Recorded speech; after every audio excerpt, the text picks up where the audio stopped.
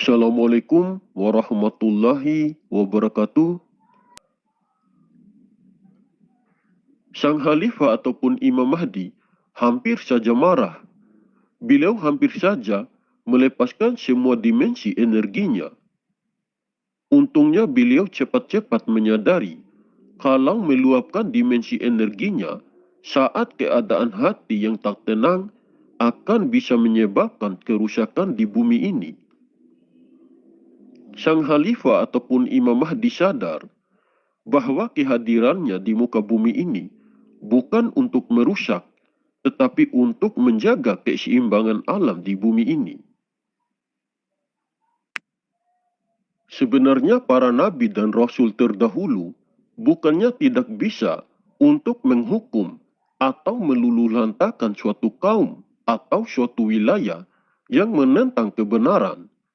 Tetapi para kekasih-kekasih Allah hadir di bumi ini sebagai rahmat bagi seluruh alam. Contohnya Nabi terakhir kita, Baginda Rasulullah Muhammad SAW, Nabi yang sangat dimuliakan oleh Allah Subhanahu wa Ta'ala. Walaupun banyak yang mencaci dan menghinanya, serta banyak yang mengingkarinya, tetap saja Baginda Rasulullah Muhammad SAW tidak membalasnya dengan hukuman, tetapi beliau membalasnya dengan kasih dan sayang. Jika Nabi Muhammad SAW mau, atas izin dari Allah Subhanahu wa Ta'ala, beliau bisa menghancurkan dan meluluhlantakan suatu kaum atau suatu wilayah yang menentangnya. Tetapi Baginda Rasulullah Muhammad SAW sadar bahwa kehadirannya di muka bumi ini untuk menjadi rahmat bagi seluruh alam. Karena akhlaknya yang mulia dan terpuji, banyak kaum Yahudi dan Nasrani memeluk agama Islam. Bahkan orang-orang yang sangat memusuhinya atas kehendak Allah, mereka menjadi sahabat yang sangat cinta kepada Nabi Muhammad SAW. Begitu juga yang akan terjadi setelah tidak ada lagi Nabi dan Rasul. Pasti akan ada dan akan selalu hadir manusia-manusia pilihan Allah yang akan menjadi pewaris dan penerus Rasulullah pada setiap zamannya. Para kekasih-kekasih pilihan Allah yang akan menjadi pewaris dan penerus Rasulullah akan selalu ada dan akan selalu hadir hingga akhir zaman. Yang harus kita tahu bahwa kerasulan itu akan selalu diwarisi pada setiap zamannya. Begitupun pada zaman sekarang ini, tentu saja sudah ada dan sudah hadir kekasih pilihan Allah yang akan menjadi pewaris dan penerus Rasulullah. Hanya saja kehadiran para kekasih-kekasih pilihan Allah pada setiap zamannya selalu dirahasiakan dan selalu disembunyikan oleh Allah Subhanahu wa Ta'ala dari banyak orang. Kehadiran para kekasih-kekasih pilihan Allah yang menjadi pewaris dan penerus Rasulullah tidak sama dengan kehadiran seorang nabi dan rasul yang bisa tersiar secara umum.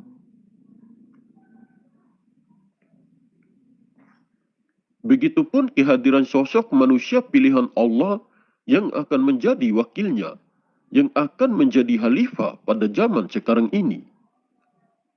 Allah Subhanahu wa Ta'ala masih merahasiakan dan masih menyembunyikan keberadaan kekasihnya dari pandangan manusia.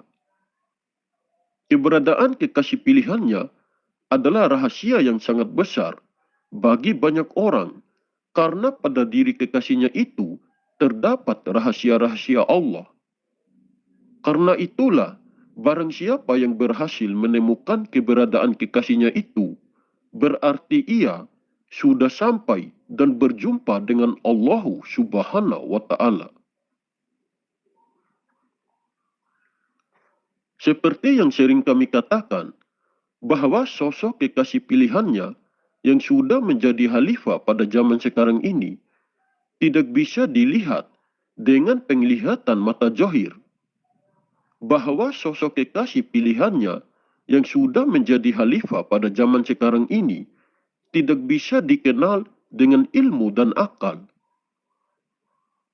Sosok sang khalifah ataupun Imam Mahdi adalah rahasia yang tersembunyi, adalah rahasia ketuhanan.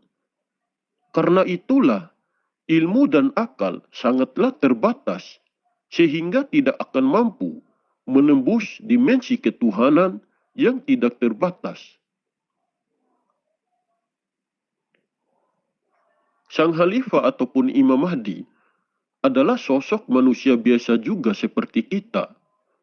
Beliau juga kadang bisa marah, hanya saja beliau mampu menaklukkan amarahnya.